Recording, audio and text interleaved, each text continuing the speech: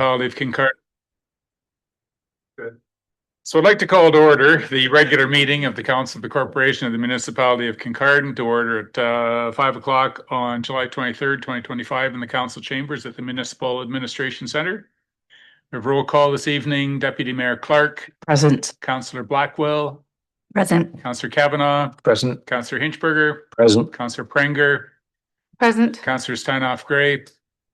Present. Councillor Stewart. Present. Councillor Williams. Present. And I'd also like to acknowledge the other staff members and folks in our public gallery this evening as well. Councillor Steinhoff-Gray, please. Thank you. We would like to begin by acknowledging that we are meeting on the traditional lands and treaty territory of the Saugeen Ojibway Nation, which includes the Chippewas of Nawash, unceded First Nation, and the Chippewas of Saugeen First Nation, whose ancestors were the first to inhabit, care for, and live on this land. We recognize and deeply appreciate the contributions that Indigenous peoples have made both in caring for this land and shaping and strengthening this community, our province, and our country. As a public service organization, we are dedicated to learning and acknowledging Indigenous history and culture and are committed to actions that move us towards a journey of truth, healing, and reconciliation with the Saugeen Ojibway Nation, the Métis Nation of Ontario, and the historic Saugeen Métis. Thank you, Councillor. So before we begin tonight, just a small comment about an event that happened in our community recently. And as you know, our community stands together in our support of inclusivity and condemning acts of discrimination and hatred. And to that regard, we'd like to celebrate the response of many in our community who were present and came to assist in a particular incident downtown. But our work is far from over in this regard, and silence is not a viable option. So to help move the conversation forward, as was presented in our work plan earlier on, the Municipality of Kincardine will be organizing some facilitated conversations with equity-seeking groups in September to identify actions that will create a safer community for all. We are a diverse and vibrant community, and it will only remain like this if we work, play, and live together regardless of color, background, or ethnicity. We are dedicated to equity. We are dedicated to our residents. We are dedicated to our partners who work with us to build a respectful and safe place for everyone. Are there any amendments, additions, or deletions to or from the proposed agenda this evening? I'd like to remind councillors to disclose any pecuniary interest in the general nature thereof, either now or as it arises during the meeting. We need the adoption of minutes. I need a mover and seconder that the minutes of the council meeting held July 9, 2025 be adopted as printed. Moved by Councillors Stewart and Kavanagh. Any discussion? All in favor? And that's carried. So we have three delegations this evening that we're going to be hearing. We have heard from one delegation that they would like a 10-minute delegation rather than 5, but we won't do that without offering it to all three delegations. So if council so desires, we need a resolution to extend the procedural guideline from 5 to 10 minutes. If there's anyone who'd like to make that motion, I would accept it now. Councillor Steinhoff-Gray and Councillor Stewart, any discussion? All in favor? And that was carried. Okay. So I'd like to invite Andy Dales and Gord Lang, whose presentation will be regarding the 2026 International Plowing Match and Rural Expo in Bruce County in 2026. And my eyes are on the clock. It's right there. and at 9 minutes, I got a sign that goes up that says you got 1 minute left. Okay? No problem. We were expecting 5, so we're going to go really fast. We'll take our time a little bit. Thank you, folks, for allowing us to put this presentation on for you today. And it's really all just informational. We're approaching all 8 municipalities in Bruce County just to keep the information flow going so everybody knows what's going on. So the event's going to happen, the Plowing Match 2026 Plowing Match is going to happen September 22nd to 26th in 2026. It's a little bit of a mouthful, but next slide, please. So our overview is Gord Lang is our chair, and he's a local businessman and farms in the Chepstow area. And this is he's taken on the chair position. Under Gord, there's a steering committee of 9 individuals who are responsible for 14 other committee chairs and who are in charge of 60 other chairs as well. So we're looking at about 1,800 volunteers to make this whole event work. The event's going to be held on 800 acres just west of Walkerton, the same location it was held in 1976 and 1993. We're expecting to have 200,000 people to attend the match. And what to expect at the event: parades, RV campgrounds, concerts, demonstrations, vendors, exhibitors, plowing, special events, and a place for family and friends to meet. Next slide, please. Opening ceremonies will include several political dignitaries. The Premier is expected to attend. The Prime Minister has attended in the past. I think Kim Campbell was on this site in '93 for her short tenure as Prime Minister. MPs and MPPs will be in attendance. There'll be a VIP tent for some local politicians to have access. So several other ministers will be on hand. So county wardens and local mayors and a bunch of you folks will be invited to attend in the VIP tent. And that'll be around opening ceremonies, I believe. Next slide, please. Goals and ambitions if the event is to be a success. We're hoping to generate about $3 million in revenue. There'll be a lot of spin-off revenue in accommodations and other local businesses. We're using local suppliers as much as possible. We're hoping to have between 800 and $1 million in profit to disperse around the county. We are currently seeking sponsorships and from local businesses and corporations. Signage is in place on the site currently, so it's just straight south of Huron Tractor for people that may not get that way too often. We're hosting several fundraising events and projects leading up to the event. We have an active website and social media campaign underway. Next slide, please. We're selling souvenirs at several local businesses and events. There are several logo transport trucks, and I saw one of a concrete truck with a logo spinning around. There's a beautification contest for the whole county, and it's just launched. We left some flyers out on the thing if anybody's thinking. So there's a tree purchase, a legacy tree purchase, and tulips, and it's it's going to be hopefully a big beautification deal. Okay, next slide. We'd like from the municipalities in Bruce County, we would like the municipalities showcase in the combined Bruce County exhibit.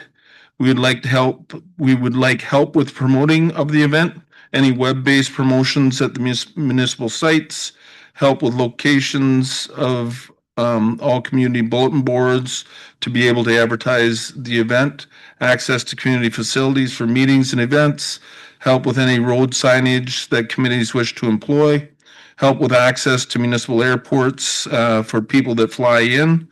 We're hoping to have the snowbirds, so that's hopefully coming. Any monetary or in-kind donations will be recognized on the sponsorship boards and stuff. We will be working with the recently formed municipal county committee. So we have Jeff Loney on one of the boards, so he probably has been talking to you folks already. Next slide, please. And that's just a copy of the kind of the top level of the org chart. And then next slide, please.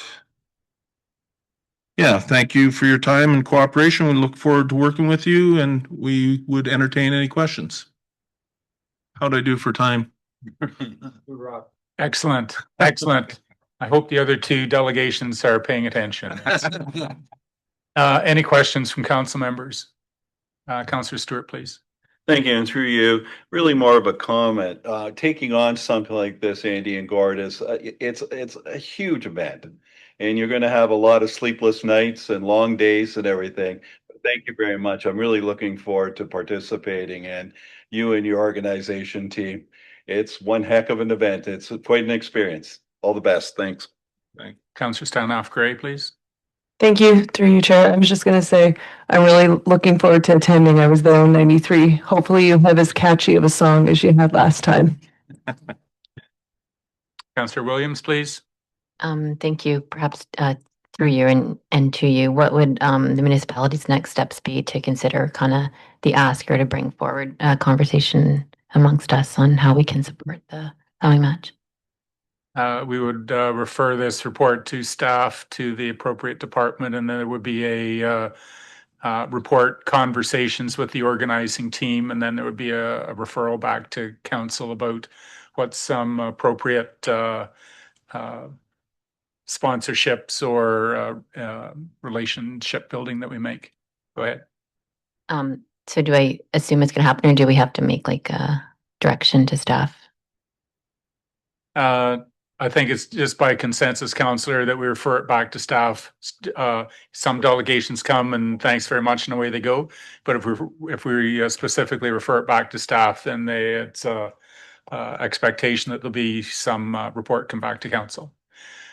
If I may, just for clarity, could you comment on what some of the other county charities or actions that you have supported through the like in 76 and 93 when you distributed some money through the county, what some of those projects might have been? Do you recall those? Well, sorry, thanks very much for your notice. Some of the projects where the CT scanner in Walkerton was purchased by the Plow Match Committee. I think there was money sent to Hanover as well at that time. Wyerton received money for their hospital. I don't know. I couldn't tell you all the things that they did, but we can sure put that list together for you.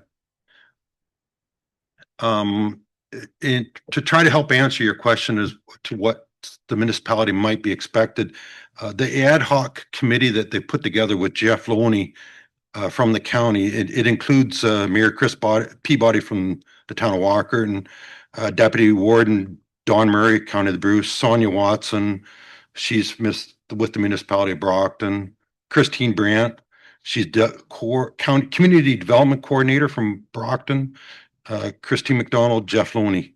That's the group of the ad hoc committee that will probably approach you guys to see what you can help with. So it makes our job maybe a bit easier to have him on board to approach each county or each municipality in order, right? And as the mayor, Mayor Craig, you get to delegate to each person to whatever you want them to do. So we would really like to have you on a committee somewhere, and then that will bring everybody else. So anyways, thanks for your time. Councillor Williams, you're the plower. Okay. And yes, I'm the alternate committee member with Deputy Warden Murray from here in Kinloss. Okay, thank you very much for your presentation this evening. Thanks, guys. Appreciate it. Thank you. All right, I'd like to call on Steve Weaver and Stephen Cobine, who'll be presenting on the Kincardine Airport Village proposal. Thank you very much, Mayor Craig and members of council. Thank you for giving us some of your time today. I will try to keep this brief, but thank you for a few extra minutes. My name is Steve Weaver with GSP Group, and to my left, a few other members of the team. Nancy Mickey is with the Bruce Energy Center. Steve Cobine and Amy Hovarth are from Cobide Engineering, and all four of us are available to answer any questions should you have any at the end of my presentation. Just while the presentation's being loaded here, a bit of background We were at Bruce County Council in December of last year. And prior to that, as part of the plan, the Bruce official plan review exercise at the county level, we submitted a letter to outline our preliminary proposal regarding the Kincardine Airport Village concept and vision. And there were really two outcomes of that and some follow-up conversations with county planning staff and with your staff as well. One was that the proposal would be strengthened with some further review of servicing and how the proposal could potentially be serviced or what some of the options would be.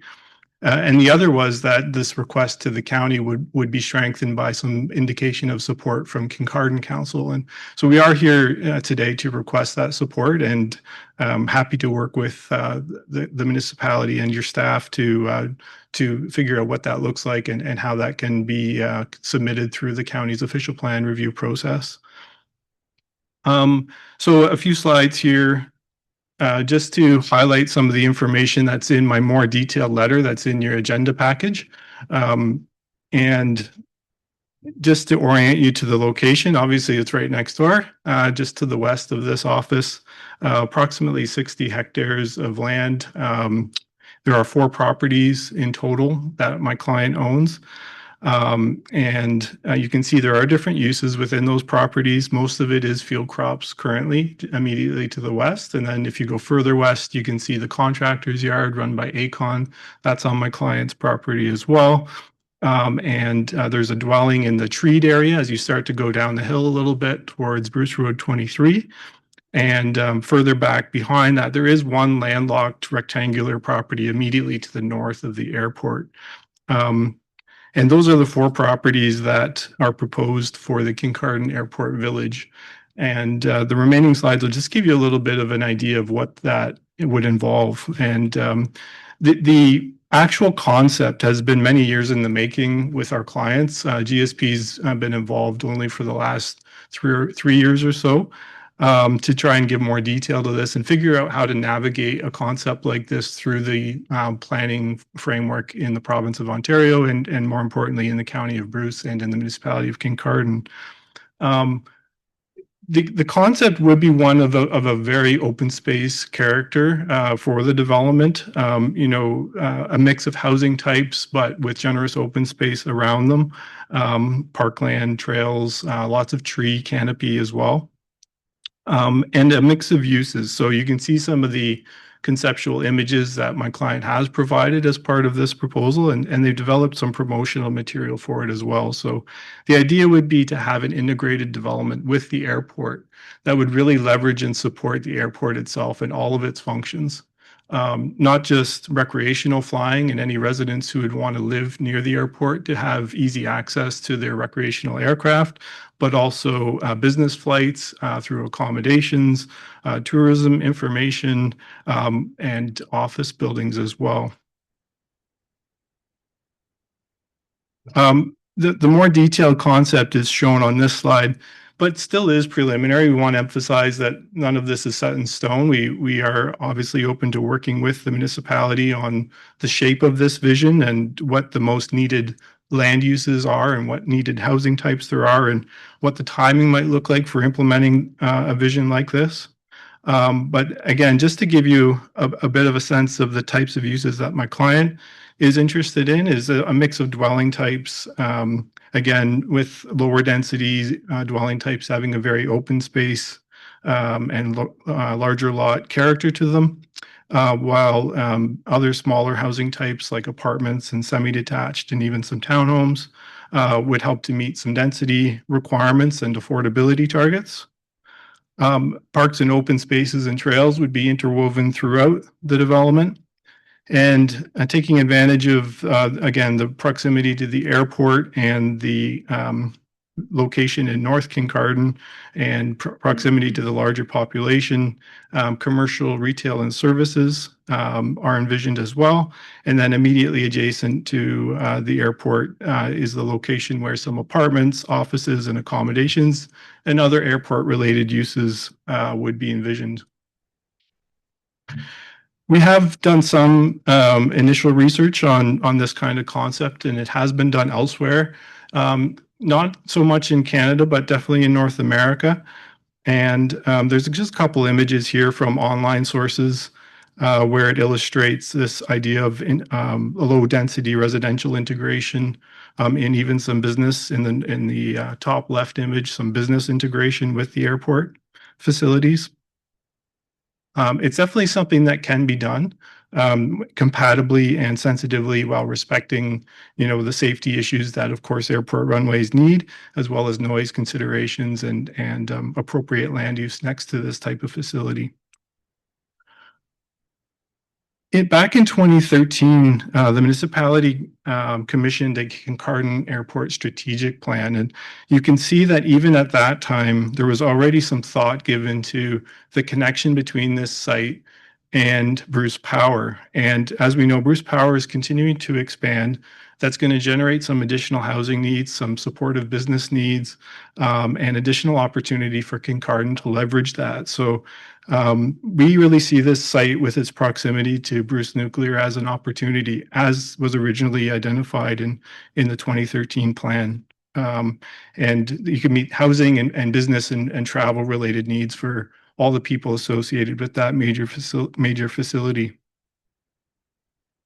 Of course, as I mentioned, there are some safety considerations on the land next to the airport. There's some height restrictions as you move away from the airport runways.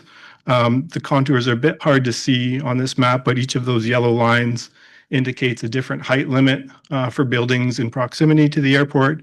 This concept would fully respect those height limits and make sure that it's well within safe, federally regulated height restrictions for the airport.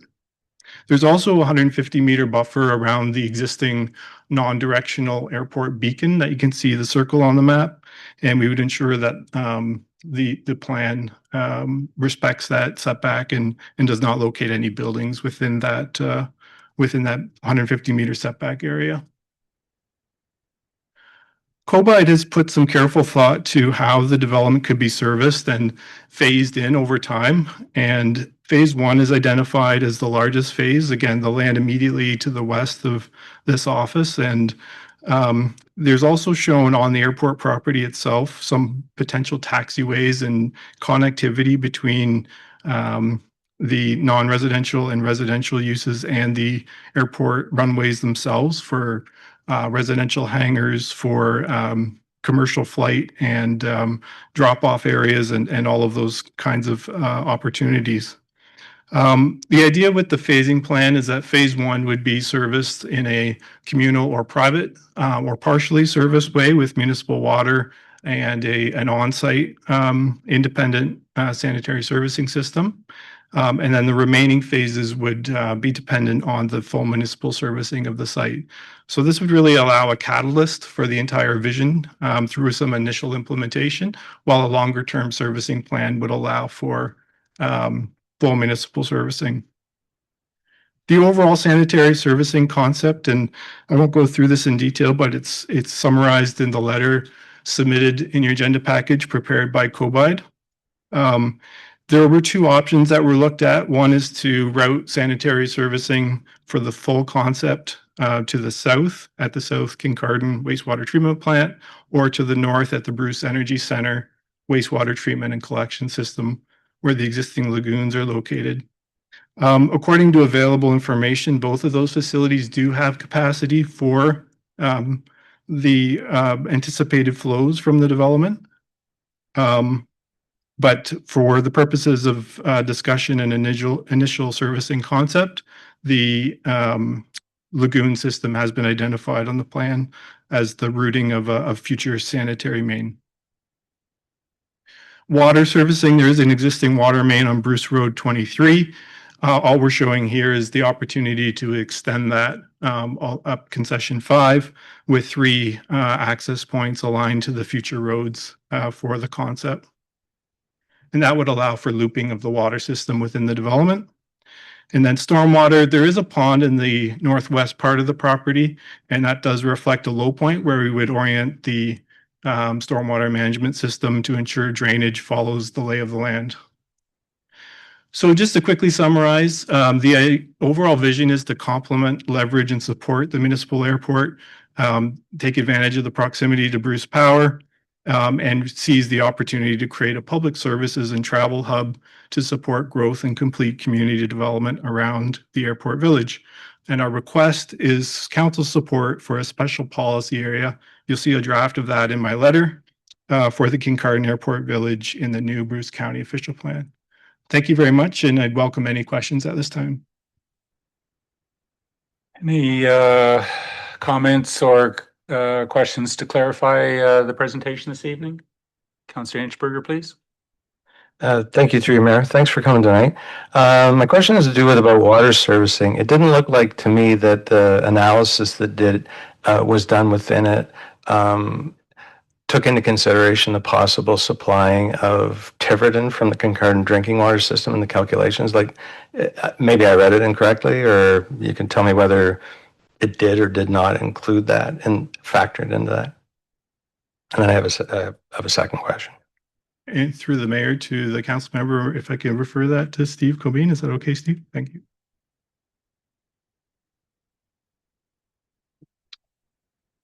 Good evening. Answer your question, no, we did not take that into consideration. We just took what's available in the water and wastewater master plan, the uncommitted capacity, and then we have, and that's how we got our number from that report. I think that's the 2022 report. We haven't had discussions with the operations manager and the manager of water and wastewater as part of preparing our report, but we just felt at this time it's not, I guess, a done deal, so to speak, that we haven't considered that right now. Well, sort of. That's going to be this is a bold proposal. Do the proponents or the clients have prior experience with making something of this scale happen? And, you know, pending the necessary approvals, what kind of time frame are the clients proposing that would take this from start to completion of every phase that is part of the vision? Okay. Thanks for the question, and again through the mayor to the councillor. Definitely, our clients have some great experience with some significant development, and we can certainly follow up with some more information about that. Not necessarily specific experience with integrating development with an existing airport, but we can come back to you with some more information about what they have done. I understand they did build this facility, this building, and the Bruce Energy Center as well. So same landowner group that's been involved in several projects in the area. With respect to timing, the owners want to move forward as soon as there's an opportunity to do so. I think at this point in time, there is an opportunity to make an application privately and just try and run that independent of the Bruce County official plan review process.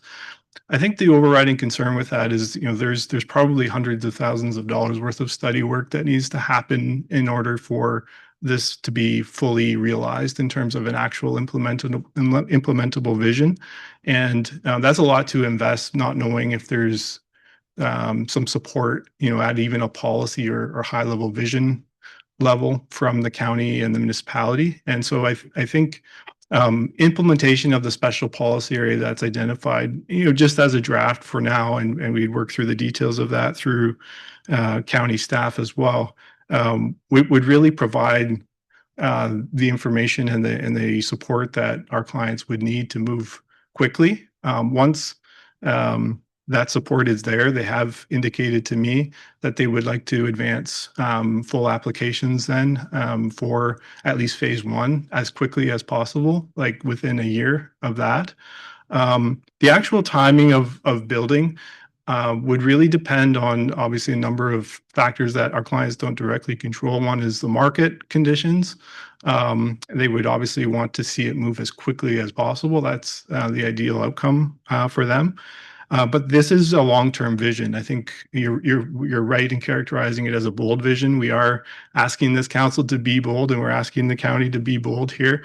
But it isn't an overnight transition from what this land is now to what it could be many years from now. It could very well take 10 to 15 plus years for the full vision to be realized. But again, our clients would really be anxious to move forward with at least phase one in the near term as quickly as possible. Councillor Stewart, please. Thank you, and through you, Chair. It is a bold move. One of the things that I sort of see is your timing is probably premature, as far as I'm concerned. We have a lot of vacant land that's already fully serviced that has not seen spades in the ground yet. You probably drove past one, which is Seashore, that has 300 homes, and there's only about 8 or 9 of them now. So I would say that you might want to come back to us in another 5 years and see how it is, because right now, this area around here is not part of the urban settlement of Kincardine. And, you know, the problem is that your services are not out here yet, and I couldn't support bringing a sewer line out here for this particular project at this time, because we've abandoned a few sewer lines already. So I just wanted to tell you, you probably wouldn't get a lot of support from me on this one at this particular time. Thank you.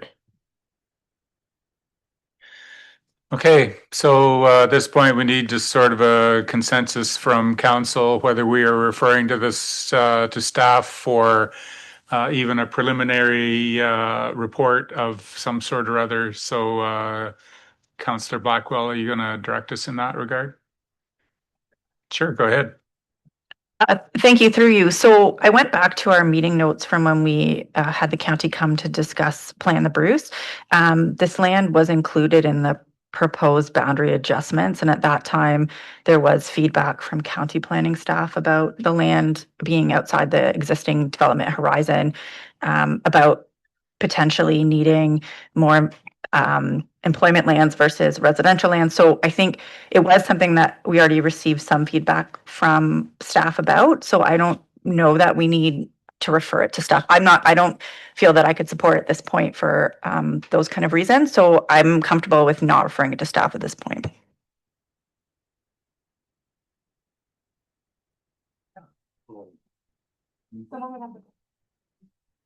You can make a motion to refer it to staff and see what happens. If you turn it down. If there's no motion, There's no motion. Yeah, so if there's no motion, there's, yeah, as our clerk says, if you don't want to make a motion, then don't make one. Okay. Councillor Williams. Thank you, through you. I appreciate what my fellow councillors are saying. I think that there is potentially an opportunity, especially when the phases look at apartments, offices, accommodations, and airport related as phase one. And when I think about the need for more commercial development, then I would certainly like to see what happens with this, especially if we have a developer in a community that is ready to put spades in the ground and able to. So I would like to put a motion to ask staff to, or I guess it is a motion, just refer it to staff to review and report back. Sir, do we can make a motion? Is there a seconder for that? Councillor Kavanaugh. Is there further conversation, or do we know? But all in favor of the motion? Hold your hands up, please. Any opposed? And it's been referred to staff for at least a preliminary report to see whether there is time and space for movement on this one. Thank you for that presentation. And we look forward to maybe having a further conversation. All right, next on the list, we have Public Energy Inc., John Douglas, Dennis Stein, and Jordan. I'm sorry, I don't know your last name, Jordan, who are here to talk about hydrogen peaking plant proposal. Yep, so it's recognize the sign, John, when you see it, okay? You got 10 minutes. Away we go. Thank you, Your Worship, and councillors. It's a pleasure to be here. My name is John Douglas. I'm the chairman of Public Energy. I have here my co-founder of the company, Dr. Dennis Stein, and Jordan McDonald, our VP of Development. So Public Energy is an independent power producer. We own, operate, and finance power plants in Ontario. We currently operate 7 of them across the province. Magna International is our largest customer. The plants that we operate are referred to as peaking plants. So they're natural gas-fired peaking plants. And when we formed the company in 2018, because of Dr. Stein's background in gas physics, he has a PhD in the topic, we started looking at how we can use hydrogen. So this presentation is all about greening Ontario's peaks. And if you're familiar with and I'm sure most of you are, given the heritage and the history of Kincardine with the nuclear facility, is as the Ontario economy came out of COVID, the demand for electricity, for all intents and purposes, increased dramatically. So it wasn't just EV charging or fuel pumps or heat pumps. It was data centers and other demand. So we've come up with a concept. We've designed using off-the-shelf components, and one of those components is basically just become available.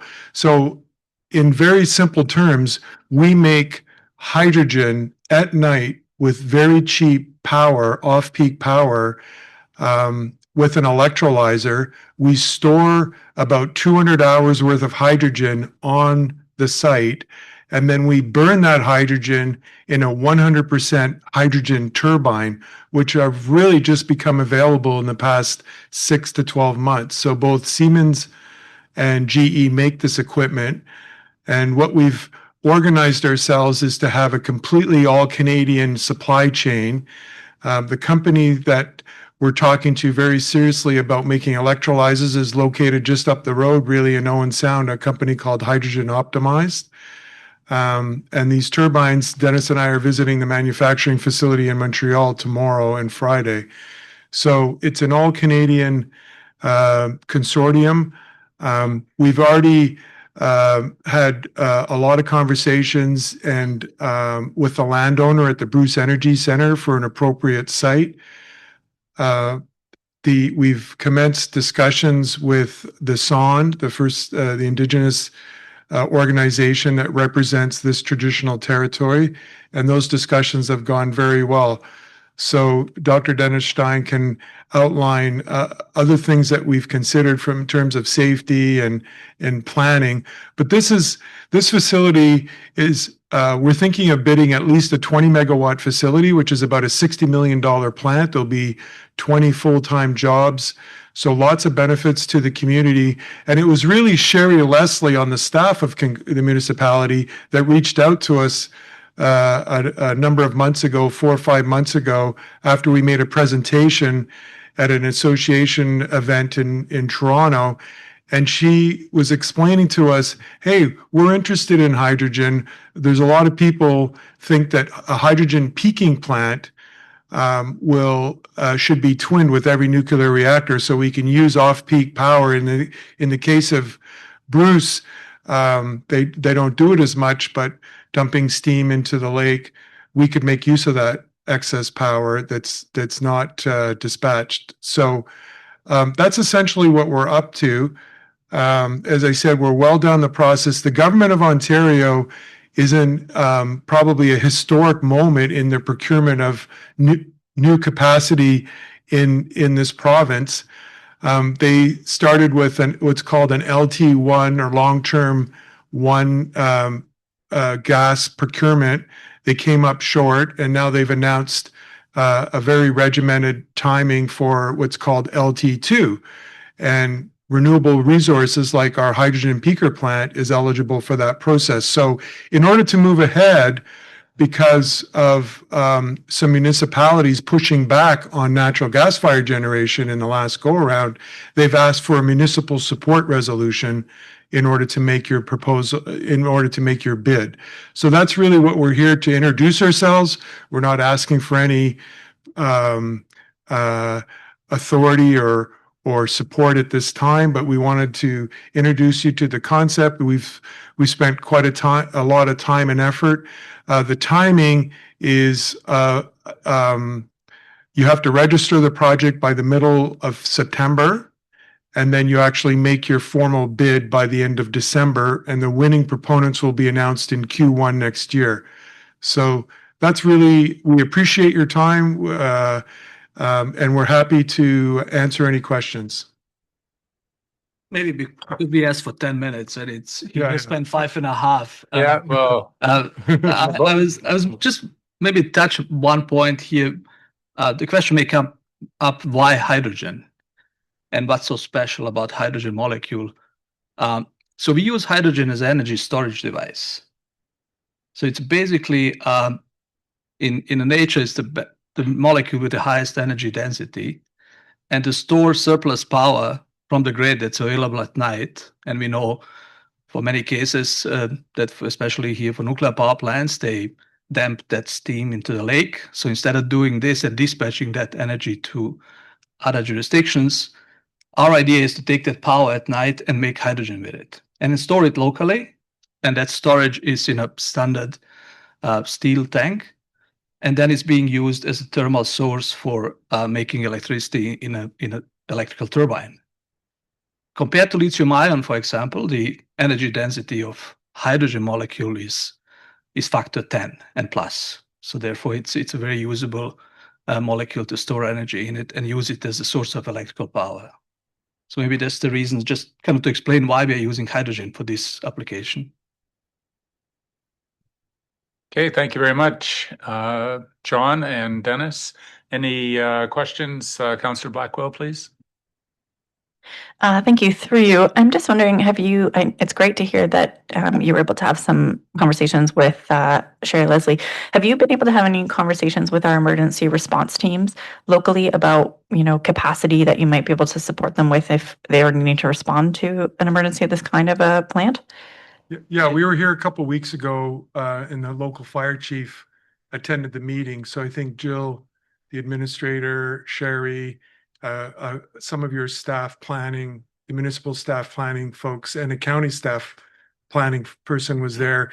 And we were kind of pleasantly surprised to hear from the chief talking about he had just returned from an association of fire chiefs in North America where they were briefed on the use of hydrogen. And I think he was quite impressed with the safety factor.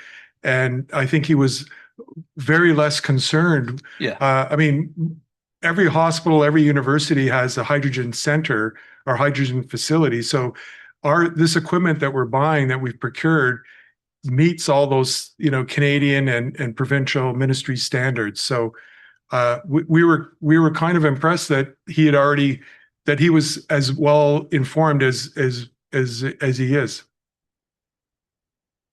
Thank you. Just a quick follow-up would be, I think when hopefully you progress to the point of being able to come back and ask for some support, I'd love a little bit more background on that in terms of how our emergency management would be able to support and or what they might need if there's anything specific. Thank you. Okay, good to know. Thank you. Councillor Hinchberger, please. Thank you, through you, Mayor. One is a process question because the form attached with the delegation actually has an ask tonight, which is a passing of a resolution supported by council in favor of this project. So I don't know what we're going to do with that but that's not what I can touch on that. If well, we want to address the resolution. Once again, they'll be referred to staff. The timing has opportunity for us to deal with a resolution of support in a subsequent meeting. So that will come later. I worked many nights on the site when the amount of power being produced by the nuclear units was more than the grid operator wanted. So you're not dumping the steam to the lake, you're diverting it around the turbine straight to the condenser, and that's power that could be used for something else. One question I have, you just mentioned 20 megawatts. I'm over how many hours? Because there's some question, 2 hours? $200 a year. Maybe it would be more useful in terms of a 24-hour cycle. So the way we operate our plants today is if you peak shave in Ontario, if you're an industrial customer, you can save a tremendous amount of money if you can hit the 5 peak hours. Yep. So it's not hard to pick a peak day, like tomorrow's going to be a peak day. So we turn our engines on, and in this case, we could turn the turbine on for, 6 to 10 hours a day, knowing that it's one of those hours will be the peak hour. So that's the advantage of having a turbine over, say, a battery. The reason why I'm asking, it's related to water demand, because you're consuming it to make your hydrogen. So 20 megawatts maximum over how many hours in the day would give you a way to determine how much water you're going to consume. It doesn't have to be answered here, but that was hard for me to figure out, because one of the things we'd be looking at in here is essentially what's going to be the demand on the water supply. I can give you 3 numbers just to remember. So 10 liters of water are needed to make 1 kilogram of hydrogen. Yeah. We need 75 kilogram of hydrogen to make 1 megawatt hour of energy. And we will be providing for 20 megawatt plant as a service to the province, to the ISO, 4,000 megawatt hours a year. Okay. So 4,000 multiplied by 75, that's the amount of. And I could divide by 365 and get that. The second question is, it looked like the hydrogen turbine uses air. Yes. What are you doing with the oxygen that you produce from electrolysis that isn't being recombined with the hydrogen? Yeah, usually it's just being released in the air. Just vented there. Because unless there is a commercial use for oxygen or something like this, but typically it's just released. But at present, the proposal would be simply to release it. Unless we find somebody to take it off. Yeah. Okay, thanks. Ultra oxygenated air in the municipality of Kincard. Councillor Stewart, please. Thank you, and through you, Chair. Just a comment, hydrogen is odorless, smellless gas, and it does go kaboom. So as my fellow colleague said, we're going to have to be careful of that because we used to have a heavy water plant and there's hydrogen sulfide and everything else. A question. I like the idea. We actually had a battery company come here and talk about this too, because of surplus of power. Were you planning to bring any industry with you because you produce fairly good power? Are you just planning to feed the grid like everybody else? Well, I guess there's 2 answers to that.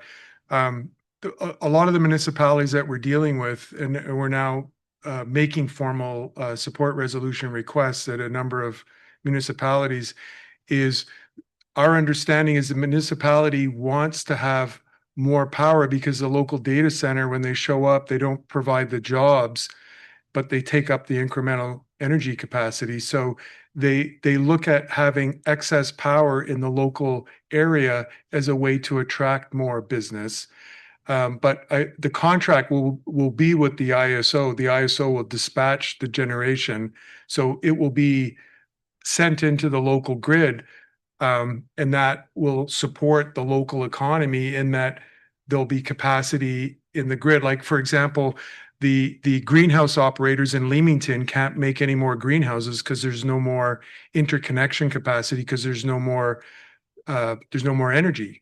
So they're looking to build transmission lines into the area and put more generation. So this is part of the procurement that's underway now for the LT2. They're looking to expand the capacity throughout the province. Northwestern Ontario, Southwestern Ontario are the 2 key areas that, whether it's the Circle of Fire mining projects or the agricultural need in Southwestern Ontario.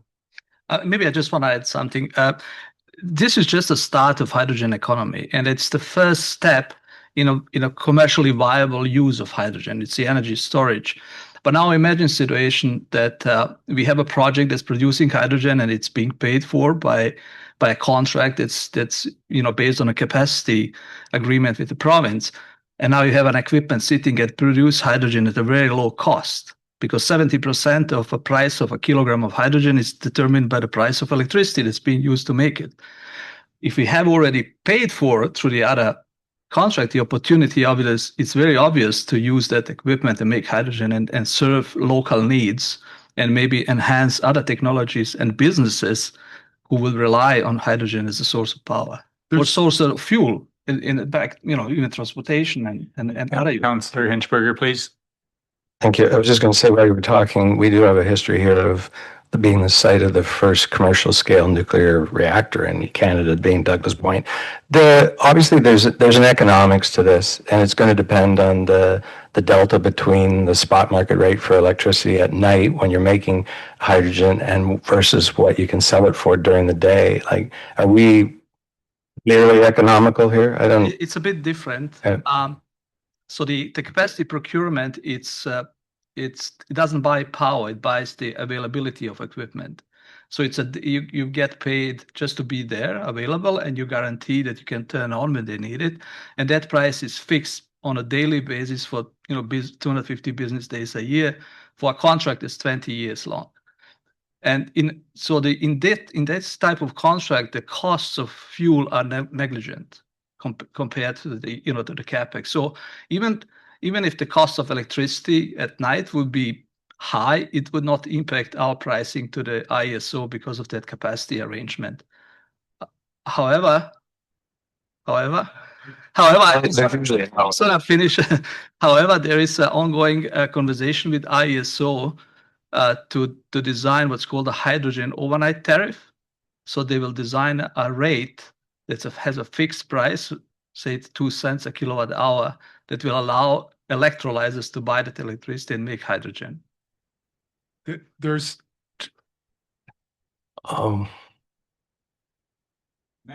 Yes. Ask your question. Mike's forgotten his again. Thank you. Through you, Chair. You had mentioned that, sorry, you had mentioned that you would talk to the BEC about a potential location, but you also just mentioned that you'd also talk to other municipalities. I'm just curious how many sites you're considering at current. we're planning on bidding 10 sites into the LT2. Now, some of them will be natural gas because there's some communities in Northern Ontario that are desperate for any power.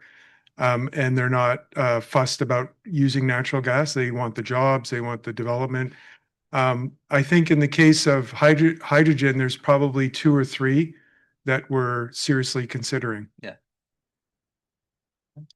Thanks through you, Mayor. After construction, say when there's an operation, what do you envision the staffing level numbers of employees? Because it's the electrolyzer will be running at night every day in a year, so it needs 2 to 3 shifts arrangement. We are modeling today between 15 and 20 permanent jobs. Okay, thanks. Okay, so at this point, we've had a good presentation, and we just need consensus that we refer this to staff, or like if there seems to be any doubt, then we can pass a motion. But if there's just general consensus, all in favor of referring this to staff for a future report? All in favor? Yep. Okay. Go ahead. Thank you, and thanks. The only problem I have, I agree with it to refer to staff, but what staff member? You know, this is a real technical sort of type of operation. So you don't have to answer it, but we have to think about it, okay? Yeah, it goes through strategic initiatives and the CAO's office in cooperation with planning, infrastructure development, and likely the clerk's office as well. So that's emergency service. Okay, John, Dennis, Jordan, thank you so much for being here. Yeah. We do appreciate it, and Thank we you. look forward to hearing from you again. Thanks, guys. All right, so we move ahead to 7.1, notice of motion. Are there any notices of motion for the meeting this evening? Councillor Stewart, please. Yes, I have a notice of motion for the next meeting on August 13th, 2025. That council reconsider resolution number 12/06/23-02 regarding declaring the following property surplus to the needs of the community. And it's at Inverhuron lots 2, 3, and 4 on Albert Road, row number 410-82600412102. We'll discuss it at the next meeting. Thank you. And you'll forward that to the clerk, please? Yes, I have. And someone needs to second my No, you don't need a Just the notice. seconder. You just Sorry, need the motion, that's right. the notice, yes. Okay, thank you. She wrote it. Okay, consideration of bylaws as we move on here. We need a mover and seconder that the Gary Street Area Specific Development Charge Reserve Fund bylaw be deemed to be read a first, second, third time. Finally passes, numbered as bylaw 2025-095, moved by councillors Inchberger and Blackwell. Is there any discussion? No. All in favor? That's carried. Appoint drainage supervisor. We need a mover and seconder that the appoint drainage superintendent 2025 bylaw be deemed to be read a first, second, third time. Finally passed and numbered as bylaw number 2025-096, moved by councillors Hinchberger and Stewart. Any discussion? All in favor? That's carried. Amend procedural bylaw resolution. We need a mover and seconder that the municipality of Kincardine procedural bylaw amendment bylaw be deemed to be read a first, second, third time.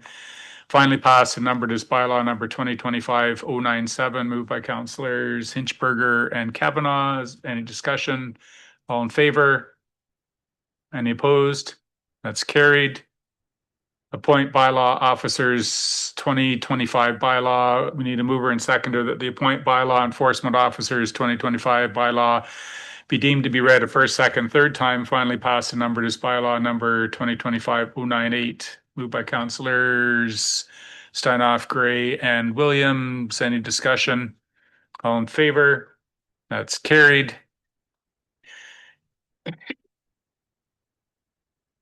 We used to do all them and just in one motion. Oh. The consent agenda.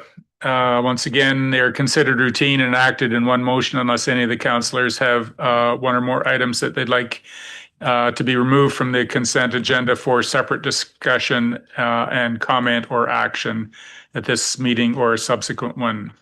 Are there any items that any councillors would like to withdraw for consideration this evening? Councillor Kavanaugh, please. Thank you very much. And through the chair, this was provided in advance to staff, and I understand they're still in the process of collecting information to provide, but I'd like to pull 8.1 Alpha, the development report, to council. And my question was pertaining to a request for staff to provide the number of occupancy permits that get issued alongside the other information as well. This piece of information came out of discussions that we had at the municipal forum that was held last week. In that it provides our council with a way of also tracking, in addition to the amount of new housing that has been approved to be built, this would better represent and show an exact number of the amount of houses that are actually have been built and aren't just sitting on paper.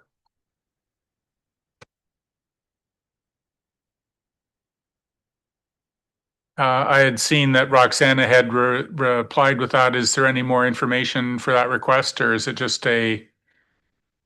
And Councillor Kavanaugh indicated that staff was still accumulating information, so we're not expecting an answer right now. But if you could perhaps respond to some sort of indication of how we might be able to address that request, Councillor Blackwell, please. Thank you. Well, they're looking through paperwork through you. I guess one of my questions was, I wonder whether when we do our tax rolls, whether having Excuse new. me, is what item is this about? It's about the motion that what we were talking about, occupancy permits. I'm just wondering whether when a new property comes up on the tax roll, whether that's showing us that it's now occupied, like whether tracking occupancy permit is the way to do it, or whether to do new properties that we're able to recover taxes from. I'm not sure. These are not always new. Um, You have to get that can be a renovation.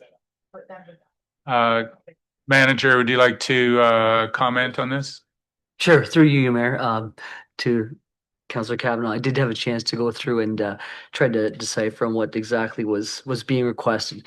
And so maybe a few steps on just the procedural when we track our inspections. Occupancies are listed as an inspection, and they're required for residential units and new units, not renovations or additions. You're typically already occupying the building, so those aren't tracked through an occupancy permit. They're done through a final inspection. So what I've done is I've listed through in our building reports, you'll see number of residential units to date. I think we had last year 65 new residential units. Don't confuse that with residential houses. Some of those units are sixplexes within one building permit. So within that one building permit, you're afforded an occupancy inspection. However, the way our program works through cloud permit, staff has to flag it as partial, or the program trips and it'll send you to a final inspection where you still may have 4 or 5 other units being built. So it's a little bit skewed. So it's difficult to produce what you're asking, but I'll try and explain as best I can. So last couple of years, we've done about 80 residential units. Of those 80, we've had, well, say for example, last year we had 65. Of that, we did 11 occupancy permits. So that was closing out a house to move in ready. Doesn't necessarily constitute a final. We do occupancies during, say, the winter months, and they won't get a final till a deck's put on or back door or porch or something, which obviously we can't do much during the winter months. So they won't get finalized until probably the following year. A lot of these numbers, a lot of these houses take longer than a year to complete, especially we're seeing sixplex townhouses that just take longer. If you look at Seashore, the houses over there, they move along at kind of the pace of the market, as well as finding sub-trades to complete them. So I hope I could answer your question as best I can, but I will gladly, I've informed staff that we do have our tracking through both cloud permit and then through our Keystone. We close out permits as they come in for final inspections. And some may be 2 years, 5 years old, or some may be as quick as a deck built over the course of 2 weeks. Follow up? I just want to say thank you very much. I appreciate it and helping provide council with the tools to gain a better understanding of how many new homes are actually becoming available. Councillor Blackwell, please. Yes, thank you, through you. So, sorry, I'm just wanting to kind of follow up on that because sometimes I end up asking for an item, but what I'm really, there's a better way to find it. So I'm just wondering, is there an alternative way that we can get council reports of how many new units come online? Because if I'm looking at the development report and it says 18 residential units, my assumption has always been that means 18 housing units, not necessarily 18 residential units, which might include a sixplex or something like that. So I think there is a desire to understand how much new housing is coming online. Is there a different way to achieve that than through an occupancy permit process? Is there another way we can look at it?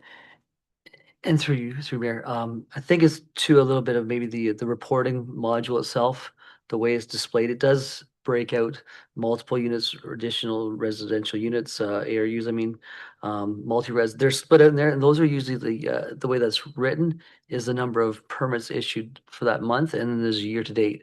So if you see for example, on the building report, you'll see 1 new residential. That's a new single-family dwelling.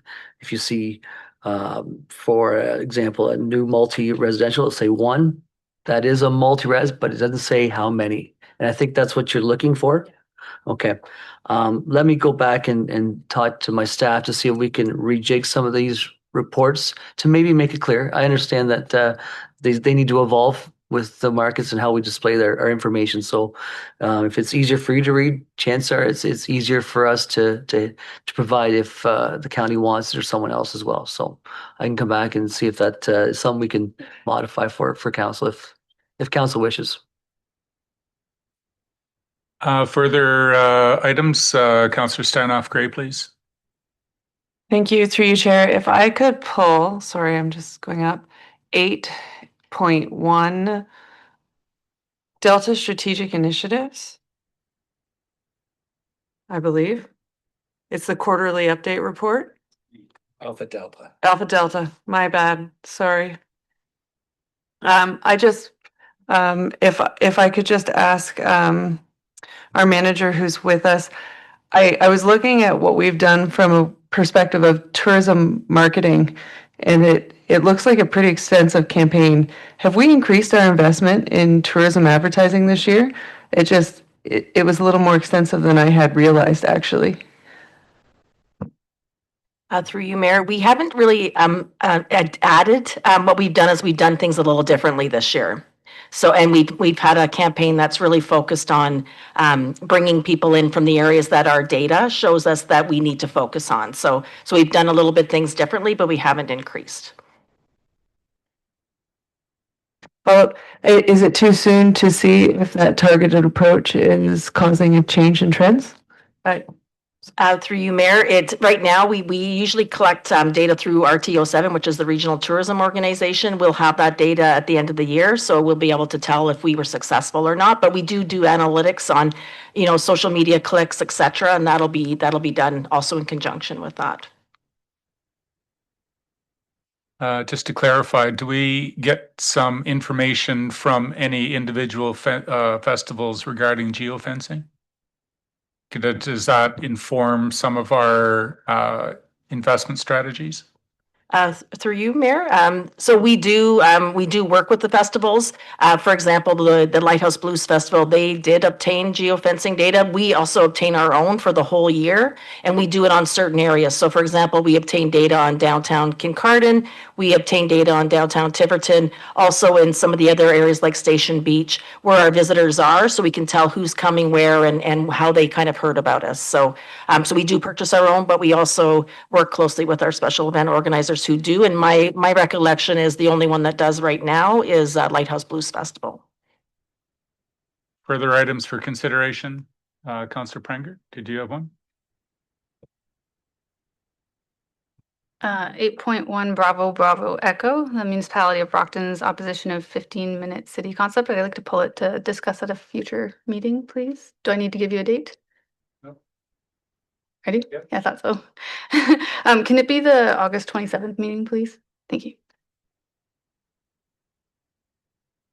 Just for clarity, will you be in contact with our clerk, particularly what you want to talk about in that regard, or just broadly speaking? Do I need?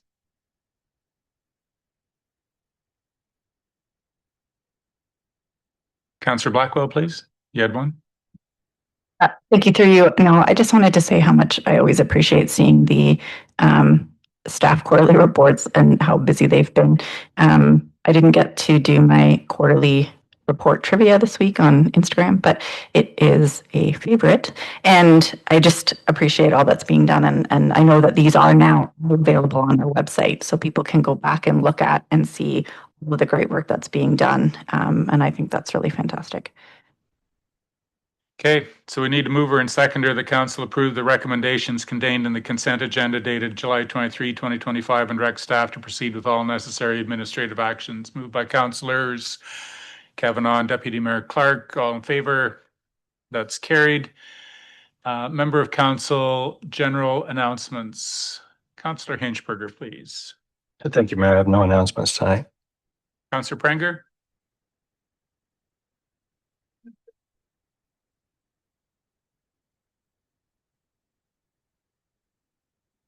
Yes, I just wanted to highlight that the nominations for the Excellence in Agricultural Program are coming up and they're open. So if you have a farmer or someone in agriculture in mind that is doing excellent work in the area, I suggest you nominate them for the award. I believe nominations close September 2nd. Councillor Stewart? I'm taking a good break for a while. Thank you. Councillor Blackwell?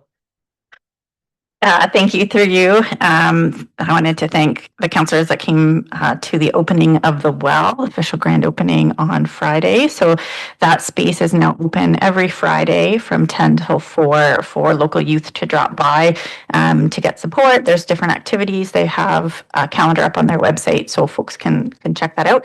I also wanted to give a reminder that on August 1st, we'll be raising the Black Liberation flag on Emancipation Day. I think this is the second year we we've done it. So I'm really looking forward to that. And kind of on that note, I believe as well, the nominations are now open for the Afro-Caribbean Youth Awards. Councillor Williams, No announcements. Councillor Stanoff Gray, No announcements. Councillor Kavanaugh, No announcements at this time. Councillor or Deputy Mayor Clark, please. No longer any announcements. So we must travel in different circles because I got some. The Ripley reunion starts Thursday, and it'll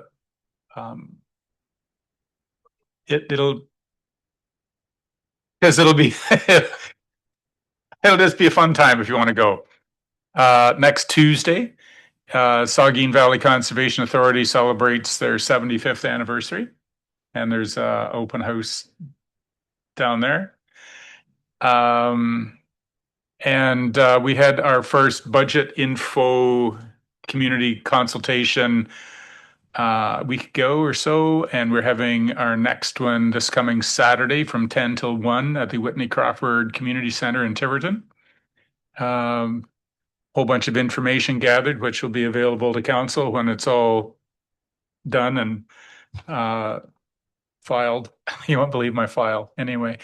So it's on this coming Saturday for anybody who wants to come and participate. All right, so we need a mover and seconder of the council move into closed session pursuant to section 239 of the Municipal Act as amended for the purpose of considering the closed session minutes dated June 25, 2025 and July 9, 2025, and a proposed or pending acquisition or disposition of land by the municipality or local board, Block 14 Birchwood, and further the council return to regular open meeting upon completion. Moved by councillors Williams and Hinchberger. All in favor? That's carried. 5-minute bio if you would like.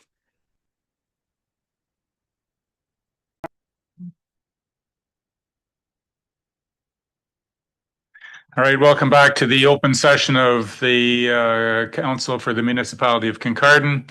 I'd like to report that pursuant to section 239 of the Municipal Act, Council discussed the following items in closed session.